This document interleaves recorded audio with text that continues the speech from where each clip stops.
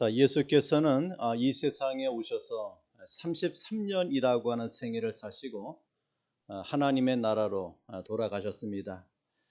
그 예수님이 이 땅에 오셔서 우리에게 남겨주신 모든 일이 우리는 복음이라고 합니다.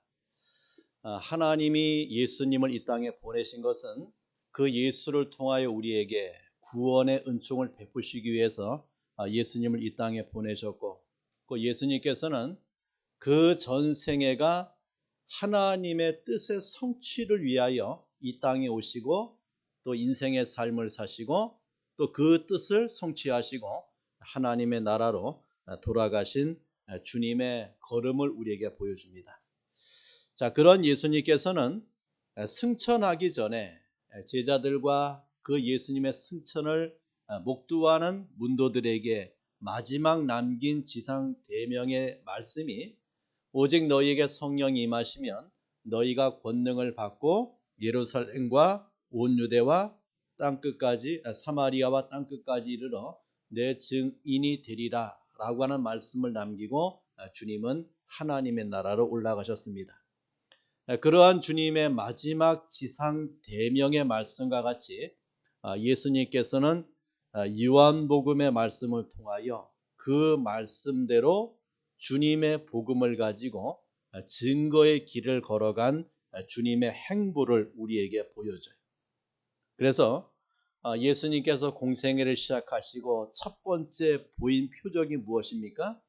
요한복음 2장에 나오는 가나 혼인잔치의 집에 기쁨을 도로 찾아주는 물을 변화시켜서 포도주로 만들므로 참된 종교인 기독교가 가지고 있는 그 가치를 주님이 이 표적을 통해서 나타냈어요. 변화의 종교의 특징을 우리에게 보여주고 있죠. 그리고 요한복음 3장에서는 유대인을 대표하는 니고데모에게 복음을 전하시고, 그 다음에 요한복음 4장에는 주님이 누구를 찾아가십니까? 사마리아를 대표하는 사마리아 여인을 찾아가서 그 사람에게 복음을 전하는 장면을 우리에게 보여줘요.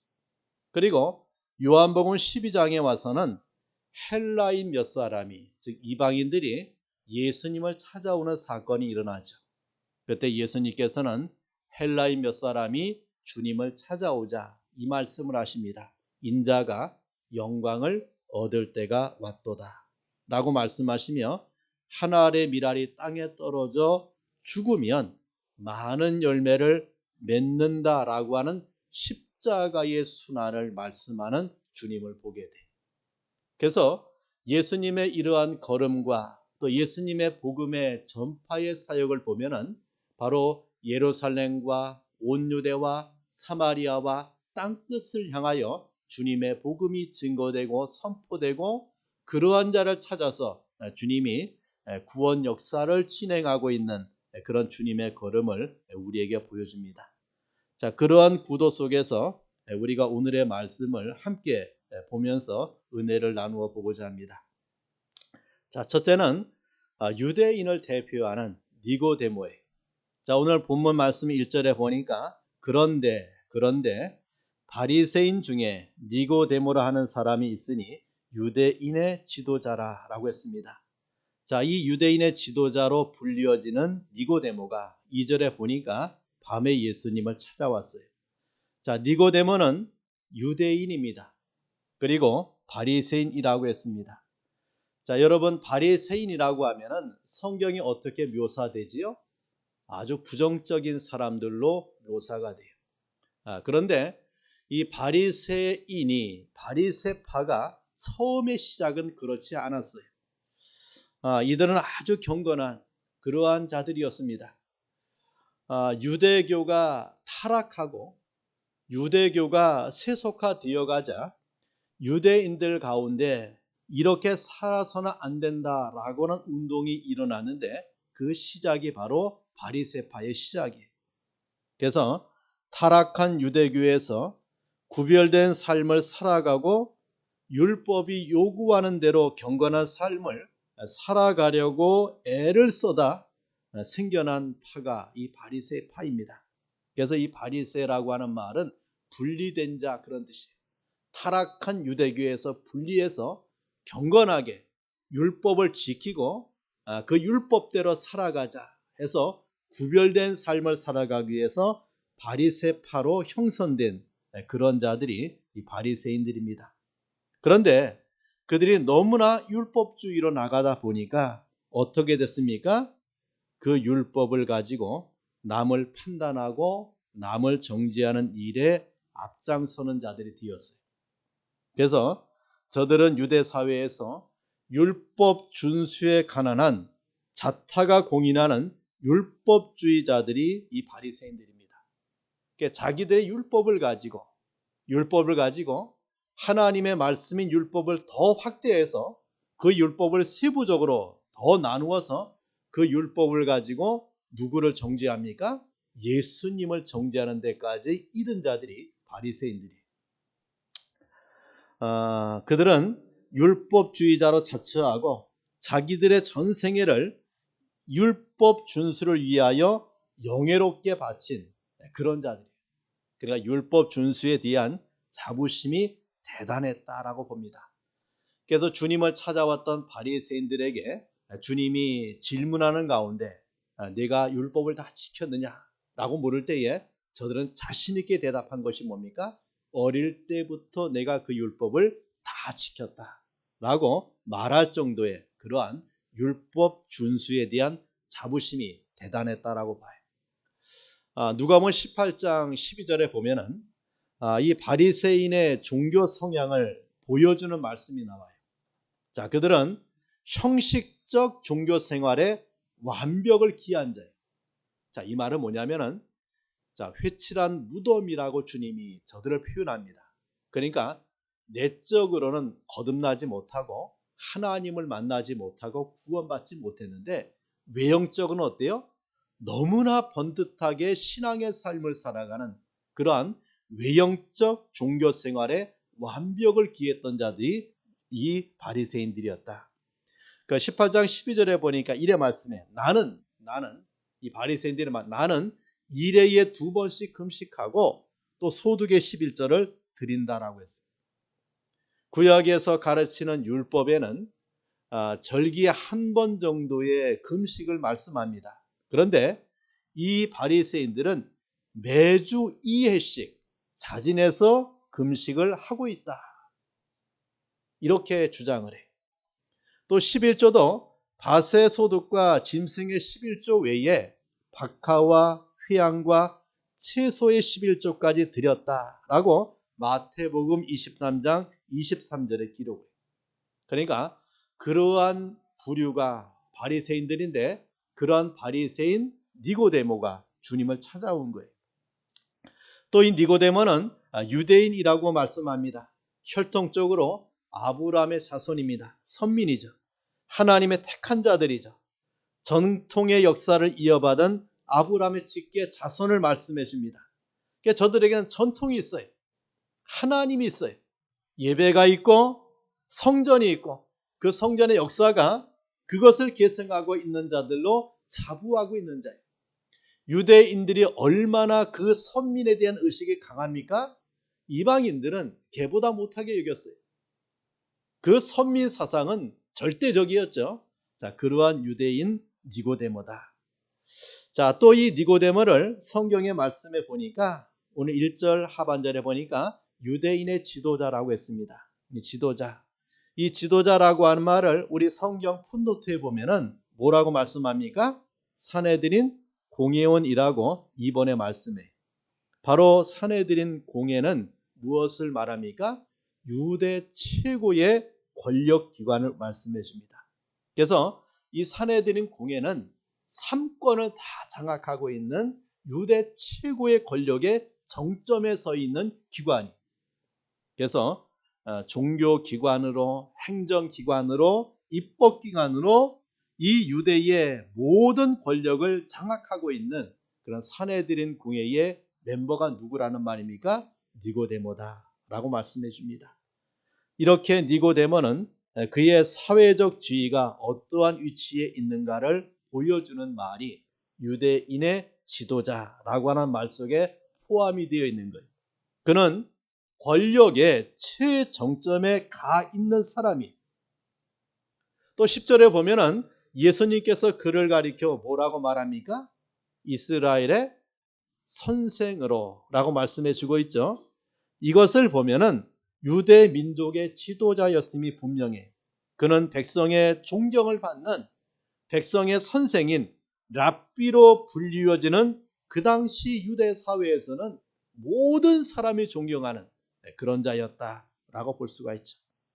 또 요한복음 19장 39절에 보니까 예수님이 십자가에 처형되고 나서 그 시신이 아리마대 사람 요셉의 무덤에 묻힐 때에 니고데모가 그 예수님의 시신에 바르기 위해서 가지고 온 향유가 있어요. 몰약과 침향 섞은 것을 100리트라쯤 가지고 나왔어요. 근데 이것이 얼마나 고가인가? 자, 100리트라고 하는 것은 약 33kg에 해당되는 그러한 향품이 일반인은 살 수가 없는, 부유한 사람이 아니고는 상상조차 할 수 없는 거액에 이르는 향유를 예수님의 시체에 바르기 위해서 그것을 가지고 나온 자라고 봤을 때 그는 정말 그 유대 사회에서는 부자 가운데 부자였다, 이래 볼 수가 있어요. 자, 그러한 그의 이름이 오늘 성경에 누구라고 합니까? 니고데모라고 했습니다. 자, 니고데모라고 하는 말은 백성의 정복자라는 뜻을 갖고 있는 말이에요. 자, 이 이름은 다른 공관복음에는 나오지 아니하고 오직 요한복음에만 오늘 3장에 등장하고 세 번 더 등장해요. 그러니까 유대인의 이름 가운데 아주 특이한 이름을 가지고 있고 또 그 뜻도 아주 독특하고 이색적이에요. 자, 보통 예수님 시대에는 지금 이 시대와 같이 다양한 이름을 갖고 불리워지는 시대가 아니었어요. 그래서 몇몇 이름을 가지고 같이 사용을 했어요. 우리가 잘 알고 있는 베드로의 원 이름이 뭐였죠? 시몬이죠. 그 당시에 시몬이라고 하는 이름이 흔했어요. 그래서 예수님의 그 십자가를 대신 지고 갔던 구레네 사람도 시몬이죠.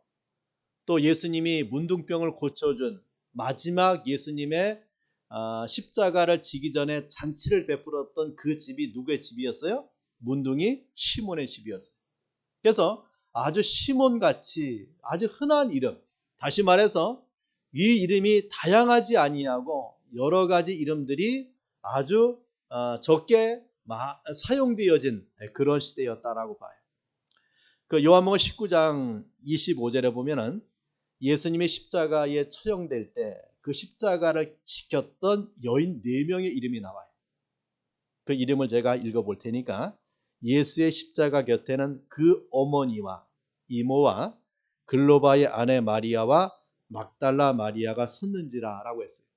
자, 예수님의 십자가 곁에 4명의 여인이 있었는데 그 4명의 여인 가운데 3명의 이름이 뭐예요? 마리아예요. 마리아. 예수님의 어머니가 마리아죠. 그 다음에 글로바의 아내 마리아가 있었고 또 막달라 마리아가 그곳에 있는 것을 성경이 우리에게 말씀해 줍니다. 그래서 그 이름이 너무 흔하니까 같은 이름이 동일 이름이 많으니까 보통 자신의 출신 지역이나 아버지 이름을 자신의 이름 앞에 사용해서 구별을 해요. 예수님 앞에는 무엇이 붙어요? 나사렛 사람 예수.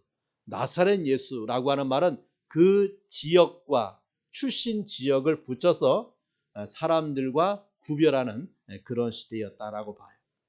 자, 그런데 이 니고데모라고 하는 이름은 유대인 가운데에서는 문헌에서도 찾아보기 힘든 아주 독특한 이름이에요.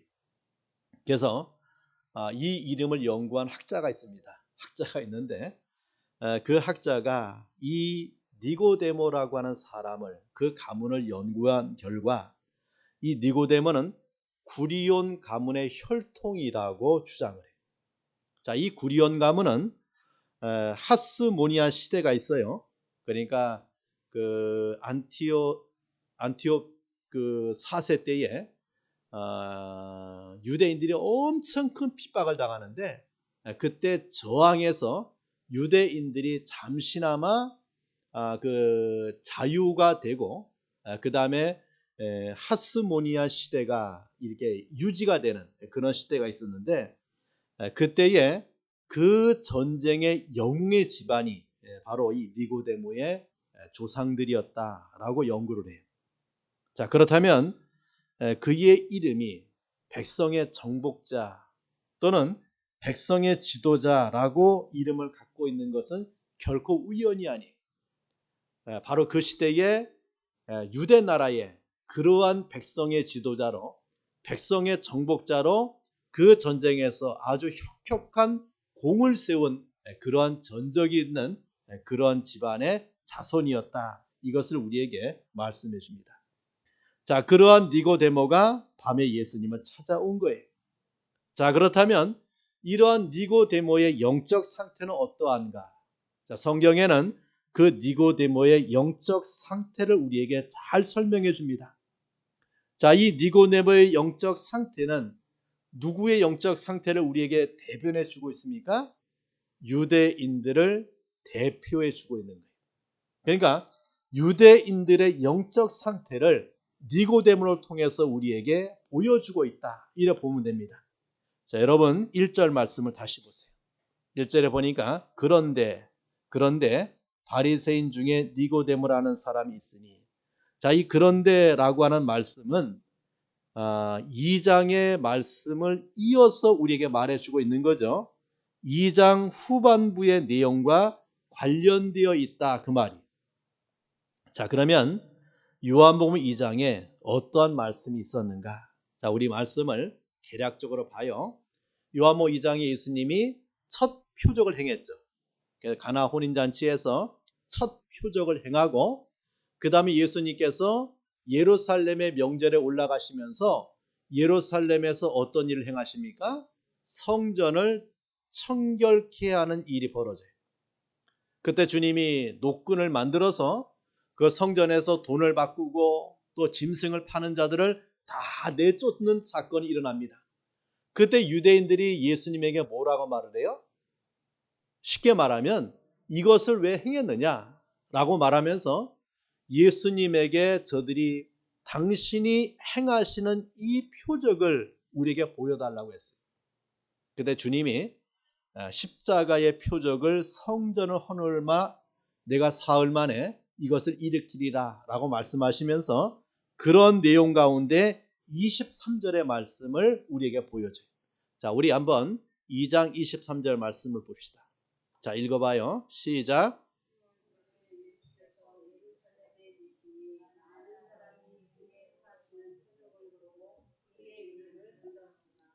자, 유월절 명절은 유대인에게는 가장 큰 명절이죠.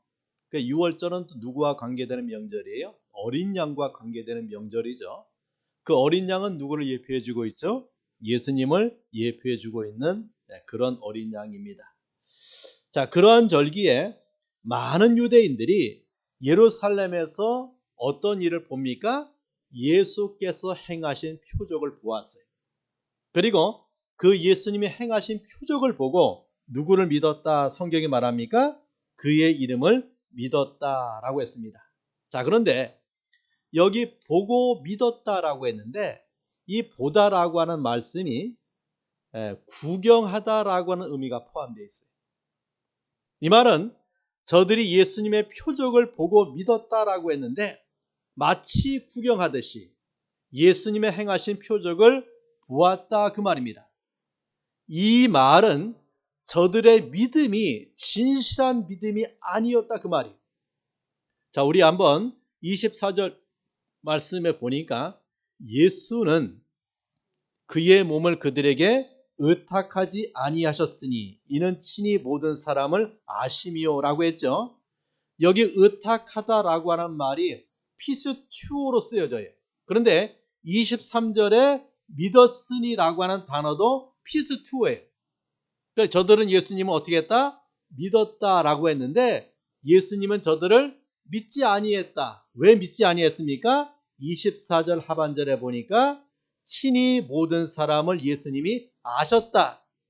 친히 그 사람들을 아시는 예수님께서 더 구체적으로 설명을 해요. 자, 25절 하반절에 보니까 이는 그가 친히 사람의 속에 있는 것을 아셨음이니라. 자, 예수님은 저들이 겉으로는 믿는 것 같아요. 겉으로는 예수님의 표적을 보고 와, 예수님이 이러한 표적을 행했구나. 그것을 믿는다라고 해요. 그런데 예수님이 보았던 저들의 속은, 저들의 마음은 그 예수님을 진실로 믿었다는 말이에요? 믿지 않았다는 얘기예요? 믿지 않았다 그 말이에요. 진실로 구원에 이르는 믿음을 갖지 못했다라고 하는 말이에요. 다시 말하면 표적을 보고 저들은 하나님의 독생자로 구세주로 예수를 믿지 아니하는 그런 저들의 영적 캄캄한 상태를 우리에게 보여주는 거예요.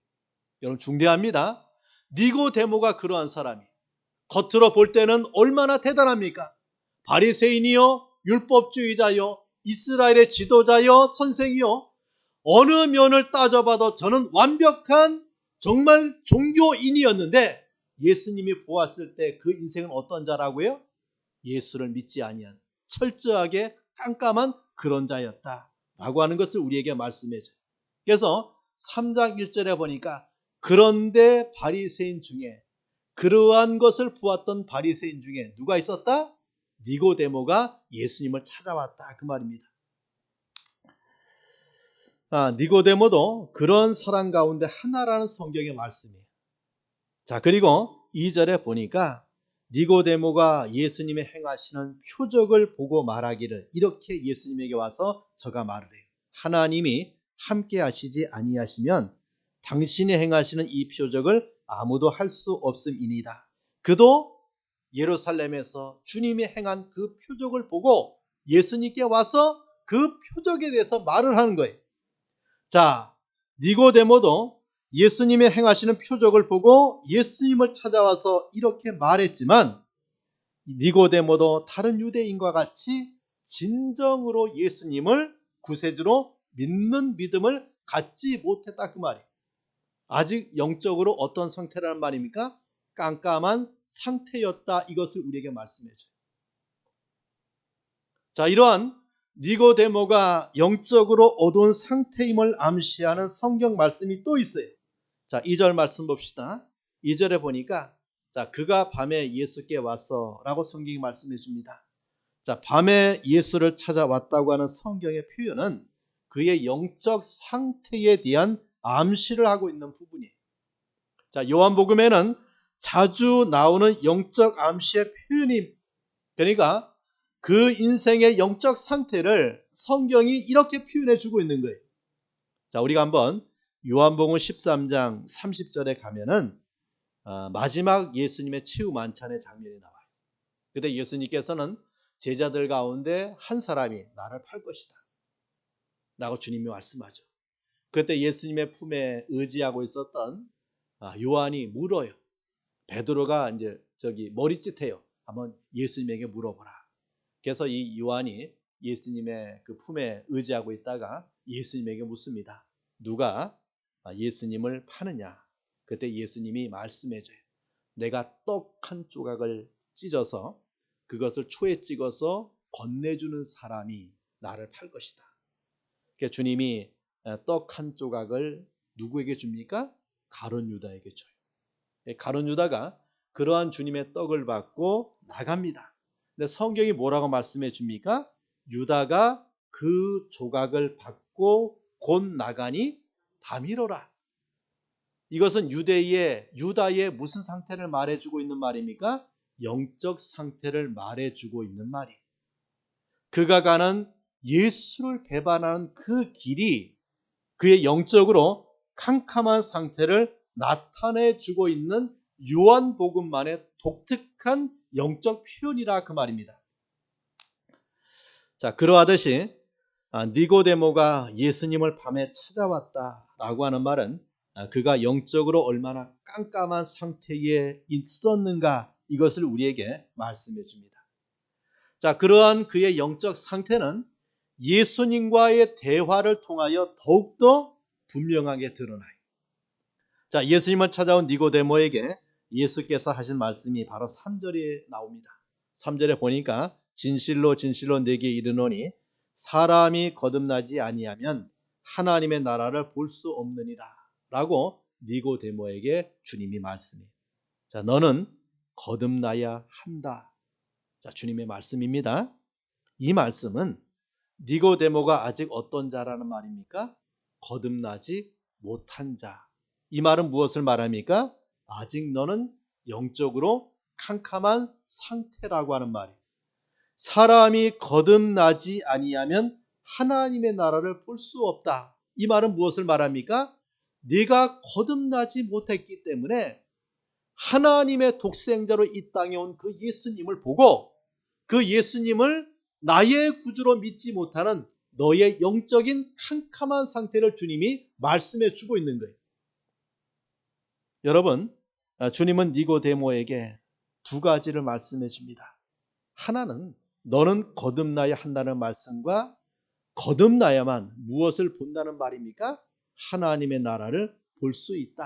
이것을 말씀해 주고 있고, 자, 또 5절 말씀에 보니까 이 3절의 말씀을 주님이 반복해서 말씀해 주고 있는데 더 구체적으로 말씀해 줘요. 5절에 보니까 진실로 진실로 내게 이르노니 사람이 물과 성령으로 나지 아니하면 하나님의 나라에 들어갈 수 없느니라. 자, 거듭남을 무엇으로 설명합니까? 물과 성령으로 나지 아니하면, 다시 말해서 너는 하나님의 말씀과 성령의 체험을 받지 못해 아직 어떤 자란 말입니까? 거듭나지 못한 자고, 거듭나지 못한 자는 어디에 들어갈 수 없다는 말입니까? 하나님의 나라에 들어갈 수 없다는 주님의 말씀이에요. 여러분, 유대인이요, 바리새인이요, 또 백성의 선생이요, 부자였던 니고데모예요. 정말 완벽한 자예요. 유대 사회에서 가장 천국에 우선순위가 있다고 하면 가장 먼저 들어가고 가장 먼저 하나님의 나라를 보아야 되는 자예요. 그러나 그는 주님이 보았을 때 어떤 자입니까? 중생 받아야 될 죄인이라고 하는 말이에요. 겉껍질 가지고, 외양 가지고, 저가 갖고 있는 직함 가지고, 저의 어떤 종교의 모습을 가지고는 저는 어떤 자라는 말입니까? 하나님의 나라를 볼 수도 없고 하나님의 나라를 들어갈 수도 없는 누구라는 말입니까? 죄인이란 말이에요. 주님이 보신 니고데모는 하나님의 나라를 보아야 될 소망의 피조물이지만 그에게는 어떤 자였습니까? 영이 죽은 자예요. 그는 눈을 뜨고 세상을 보고 주님을 보고 있는 인생이지만 그 눈이 깜깜해져서 하나님의 아들로 구세주로 이 땅에 오신 예수님을 보지 못하는 영적으로 안매한 자가 누구입니까? 니고데모라고 하는 말이에요. 여러분, 중대합니다. 우리가 정말 신앙의 삶을 살면서 자주자주 우리에게 질문을 던져야 돼요. 하나님의 나라가 있고 하나님의 나라를 볼 수 있는 눈이 과연 내게 있는가? 그 하나님의 나라에 들어갈 수 있는 자격이 나에게 있는가? 라고 물을 때에 하나님 앞에 내 자신을 돌아보고 과연 내가 거듭났는가? 나의 이 죄의 문제가 해결되었는가? 그 죄로 말미암아 내 눈이 가리워지고 그 죄로 말미암아 내가 하나님의 나라에 들어갈 수 있는 길이 막혀 있는가를 생각해 봐야 된다는 말이에요. 이 니고데모 대단한 사람이죠. 그러나 그는 주님 앞에 섰을 때 깜깜한 자였어요. 깜깜한 자였어요. 그는 인간편에 여러 가지 참 좋은 행복한 조건을 갖고 있는 정말 누구나 부러워할 만한 그런 사람이었어요. 그럼에도 주님이 보신 니고데모, 그는 영적 소경이었습니다. 죽은 자였어요. 하나님의 나라가 없는 자였습니다. 그래서 주님이 그 인생에게 무엇을 말합니까? 내가 거듭나야 되겠다. 정말 그 인생을 보고 주님이 그 마음에서 우러나오고 있는 주님의 말씀이 무엇입니까? 내가 거듭나야 되겠다. 이것을 그 주님이 그 인생에게 던지는 것을 우리에게 보여줍니다. 그 사람이 어떤 사람일지라도 어떤 위치에 있을지라도 어떤 이름을 갖고 살지라도, 어떤 문벌, 어떤 종파, 어떤 사회적인 지위, 어떤 열렬한 종교심을 가졌을지라도 사람은 어떠해야 된다는 말입니까? 거듭나지 아니하고는 하나님의 나라를 볼 수도 없고, 거듭나지 아니하고는 하나님의 나라에 들어갈 수 없는 너무나 불쌍한 인생임을 진단하고 말씀하고 있는 주님을 보게 돼요. 여러분, 우리 인생을 돌아보시길 바랍니다. 과연 내가 거듭났는가? 정말 새로 태어났는가? 내 죄 문제가 해결되었는가? 내가 정말 이 영의 안눈을 가지고 하나님의 나라를 보고 있는가? 내가 정말 하나님의 나라에 당당히 들어갈 수 있는 그런 자인가? 이것을 주님이 니고데모를 통해서 우리에게 말씀해 주고 있는 거예요. 자, 그렇다면 거듭남이라고 하는 말이 무엇입니까? 이 거듭이라고 하는 말을 헬라의 아노덴이라고, 아노덴. 근데 이 아노덴이라고 하는 말은 꼭대기에서. 자, 우리 풋노트 3번에 보면 위에서라고 표현되고 있죠. 자, 이 말은 뭐냐면 거듭남은 내 인생이나 세상을 통해서 이루어지는 것이 아니에요. 위로부터 와요. 위로부터. 하나님으로부터. 또 이 말은 처음부터 다시 두 번째의 의미를 갖고 있는 말이에요. 자, 이 말은 하나님께로부터 다시 나야 된다. 이것을 우리에게 말씀해 줍니다. 여러분, 왜 우리가 거듭나야 됩니까? 우리 6절 말씀에 주님이 우리에게 이것을 말씀해 줘요. 한번 읽어봅시다. 6절 읽어봐요. 시작. 여러분, 우리가 이 세상에 육을 가지고 왔어요. 육을 허물과 죄로 죽어버린 인생이라고 했습니다. 죄인입니다. 우리 이 육을 가지고, 죄인된 육을 가지고 하나님의 나라에 들어가 살 수 있어요? 없어요? 못 살아요. 그 영광의 하나님의 나라에서 죄인된 육을 가지고 살 수 없기 때문에 우리가 어떻게 해야 돼요? 거듭나야, 새롭게 태어나야만 하나님의 나라에 들어가 살 수 있기 때문에 그래요. 다시 말하면 허물과 죄로 죽은 이 영이 죽고 육이 죽었기 때문에 다시 살아나야 된다. 이것을 우리에게 말씀해 줘요. 우리에게 이것은 선택이 아니에요. 이것은 우리의 생명과 직결되고 있는 문제예요. 가장 본질적인 문제가 무엇입니까? 거듭남이에요. 주님이 소경을 향해서 소경이 보며 기머거리가 들으며 벙어리가 말을 하게 되는 성경의 이런 표현들은 다 무엇을 우리에게 말해줍니까? 영적 차원에서 거듭남과 관계돼요. 천국은 혈과 육신의 법칙으로 못 살아요. 그죠? 천국은 하나님의 은혜를 통해서 거듭난 자가, 새로운 인생의 삶을 살아가는 자가 그 은혜를 가지고 사는 곳이 바로 천국이에요. 주님이 보신 니고데모는 소경이고 기머거리고 벙어리였습니다. 그는 거듭나야 돼. 다시 출생해야 됩니다.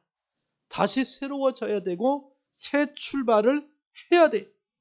이것이 바로 주님이 니고데모에게 던진 말씀이고 저와 여러분에게 다시 한번 말씀해 주고 있는 그러한 말씀이 되는 거예요.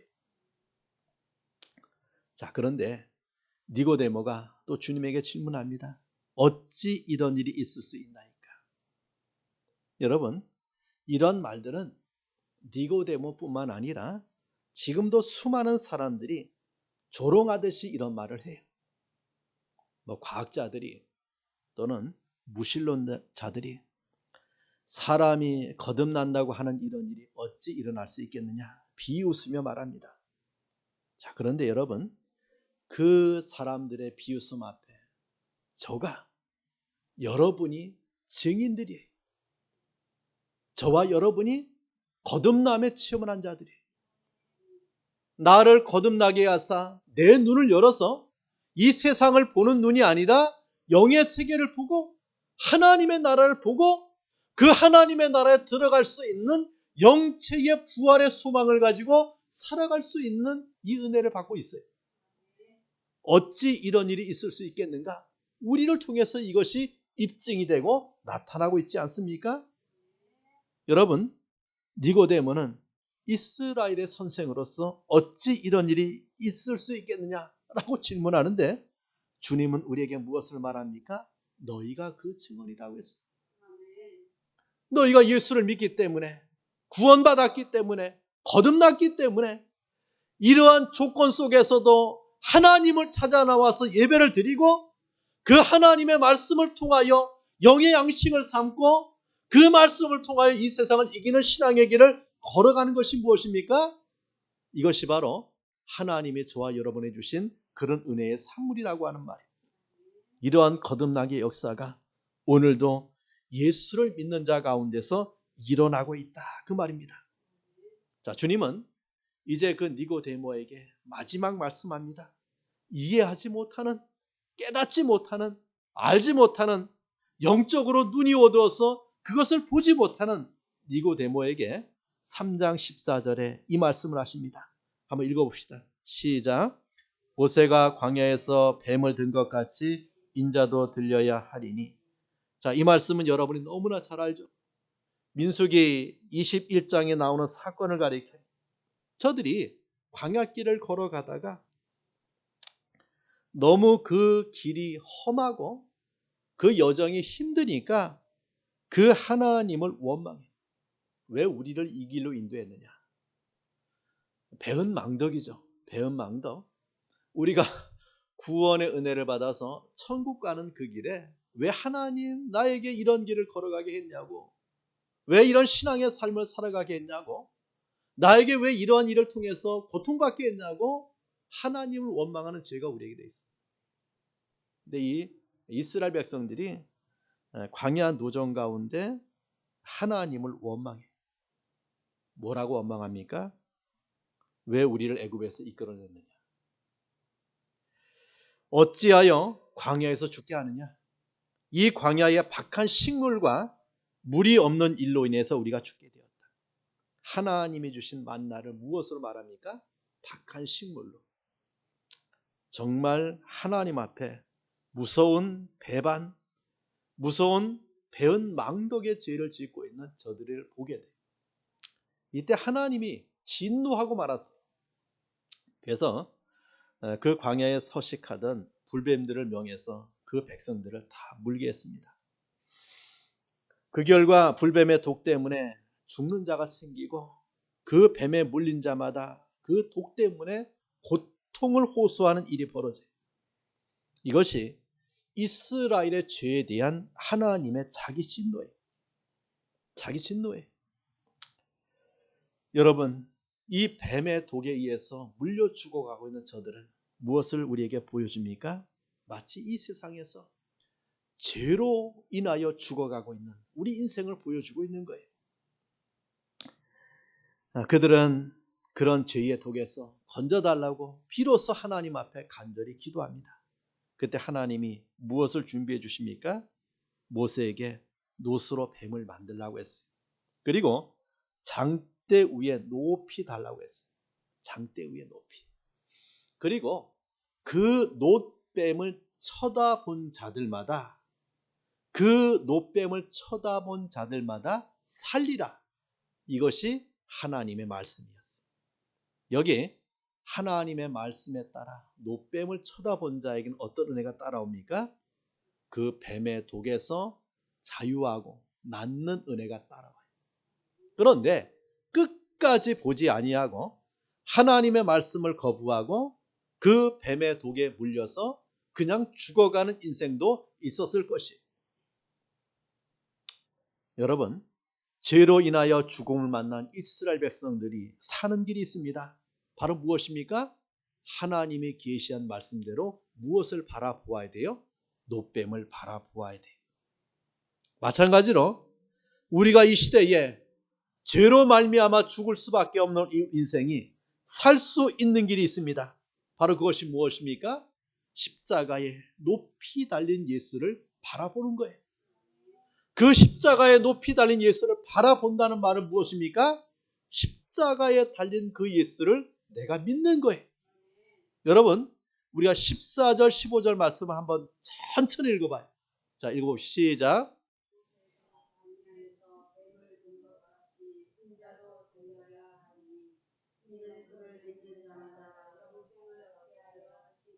정말 놀라운 사건을 우리에게 말씀해 주고 있죠.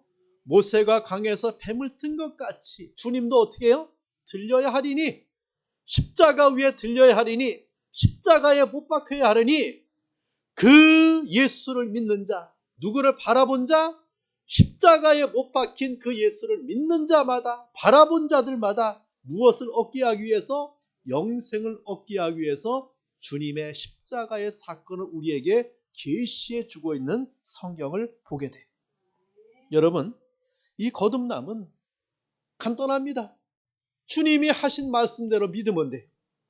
나의 구세주 대신 나를 위해서 십자가에서 피 흘리신 그 주님을 내가 믿을 때 우리에게 따라오는 은혜가 무엇입니까? 거듭남과 영생이에요. 우리의 노력과 우리의 헌신과 우리의 어떤 힘을 가지고 정치해 나가는 것이 아니라 하나님이 계시한 말씀대로 그 예수를 믿고 그 예수를 내 마음에 영접하고 그 예수를 소망하고 인생의 삶을 살아가는 자에게 어떤 은혜를 말씀해 주고 있습니까? 거듭남과 구원의 은혜를 우리에게 말씀해 주고 있는 것을 보게 됩니다. 우리 사랑하는 성도 여러분, 지금 예수께서는 자신을 찾아온 니고데모, 유대인을 대표하는 니고데모, 정말 유대인 가운데 가장 유대인다운 그 니고데모에게 그 인생의 허상을 우리에게 보여줘요. 영적 암흑을 우리에게 보여줍니다. 그 니고데모를 통하여 하나님은 저와 여러분을 돌아보게 하는 거예요. 나의 종교의 이름을 가지고, 나의 어떤 종교의 경력을 가지고, 내 인생의 선행을 가지고 우리는 니고데모에게 이룰 수도 없을 뿐만 아니라 우리의 인생의 삶을 니고데모에 비교해 봤을 때 아무것도 아니에요. 그런데 저와 여러분을 예수께서는 이 십자가의 주님을 믿게 하심을 통해서 우리가 거듭남의 신앙의 삶을 살아갈 수 있도록 은혜를 베풀어 주었음을 말씀해 주고 있습니다. 장대 위에 노뱀을 쳐다본 자는 살았듯이 십자가에 높이 달린 예수를 믿으면 산다는 이 진리를 우리에게 말씀해 주심으로 우리가 그 예수를 믿고 그 예수를 바라보고 그 예수를 통하여 이런 구원의 삶을 살아가는 그런 은혜를 우리에게 말씀해 주고 있습니다. 우리 성도 여러분, 죽음에서 사는 길은 주 예수를 믿는 일밖에는 다른 방법이 없어요. 다른 이로서는 구원을 얻을 수 없나니 천하 인간의 구원을 얻을 만한 다른 이름을 우리에게 주신 적이 없어요. 예수를 통해서만이 하나님의 나라를 볼 수 있고 예수를 통해서만이 우리는 하나님의 나라에 들어갈 수 있는 거예요. 이것이 바로 저와 여러분에게 주신 하나님의 말씀이고 이 성경을 통해서 우리에게 주는 교훈이라고 볼 수가 있습니다. 자, 그런 은혜가 있길 축원합니다. 자, 기도하겠습니다. 오늘 받은 말씀을 붙들고 기도합니다. 정말 내 자신을 돌아보고 내가 정말 주님을 만났는가? 주님의 십자가와 내가 관계되고 있는가? 그 예수로 말미암아 나의 영의 눈이 열려 있는가? 그 예수로 말미암아 내가 구원받았는가? 그 예수님을 통해서 내가 거듭난 신앙의 삶을 살아가고 있는가? 나는 과연 거듭나서 하나님의 나라에 들어갈 수 있는가? 자, 이것을 오늘 본문에서 우리에게 말씀해 줍니다. 만약에 이것이 불확실하다고 하면 우리 누구를 바라봐야 돼요? 주님의 십자가를 바라봐야 돼요. 주님의 십자가를 의지해야 돼요. 주님의 십자가를 믿어야 돼요. 이것을 고백해야 돼요. 자, 이런 것을 위해서 우리 이 시간 통성으로 기도하겠습니다. 하나님 아버지 감사합니다. 주님의 은혜 가운데 이 시간에 거듭남의 복음을 말씀해 주고 있는 주님을 만나게 하신 것을 감사합니다. 하나님 아버지, 니고데모의 예를 통하여 우리 인생에 과연 참으로 하나님 앞에서 내가 하나님을 보고 하나님의 나라를 바라보고 하나님의 나라에 들어갈 수 있는 거듭남의 진리를 체득하고 있는가를 살펴보게 하심에 감사합니다. 주님을 바라보며 주님의 십자가를 의지함을 통하여 이러한 길을 걸어가는 성도 될 수 있도록 주님의 은혜를 베풀어 주시옵소서. 하나님 감사합니다. 이 시간에 거듭남의 복음을 요한복음 3장의 니고데모를 통해서 우리에게 말씀해 주고 있음에 감사합니다. 사람이 거듭나지 아니하면 하나님의 나라를 볼 수 없고, 사람이 물과 성령으로 다시 나지 아니하면 하나님의 나라에 들어갈 수 없음을 우리에게 말씀해 주고 있음에 감사합니다. 나를 거듭나게 하시고 나를 구원하사 하나님의 나라를 바라보고 하나님의 나라를 향해서 날마다 전진하는 삶을 살아갈 수 있도록 은혜 주신 것을 감사합니다. 우리의 성도들이 그 십자가를 붙들고 십자가를 바라보고 십자가의 은총을 가지고 남은 인생의 삶, 구원의 은혜를 가지고 사는 자 될 수 있도록 주님이 축복하옵소서. 영의 눈을 가지고 하나님의 역사를 바라보고 그 신령한 주님의 은총을 사모하고 남은 생에 사는 성도 될 수 있도록 주님이 축복하옵소서. 예수님의 이름으로 기도합니다.